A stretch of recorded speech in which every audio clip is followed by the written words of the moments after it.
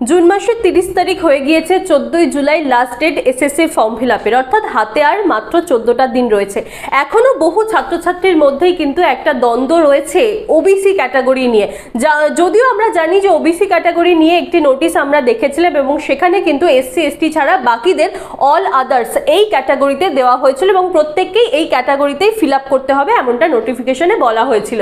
কিন্তু তারপরেও বহু ছাত্রছাত্রী বা বহু জায়গায় আমরা দেখছি অনেকেই এখনো বলছেন যে ওবিসি নিয়ে আরো পরবর্তী কোনো আপডেট আসবে, তাই অপেক্ষা করতে অনেকেই বলছেন যে ওবিসি নিয়ে এই এসএসসি পরীক্ষায় হয়তো পরীক্ষার ফর্ম ফিল আপের ক্ষেত্রে নতুন কোনো আপডেট দেওয়া হবে সরকারের তরফ থেকে। কিন্তু এই মুহূর্তে যে ওয়েবসাইট, আজকে 30শে জুন হয়ে গিয়েছে, এই মুহূর্তে ওয়েবসাইটে কিন্তু এখনো পর্যন্ত কোনো ওবিসি রিলেটেড কোনো আপডেট নেই।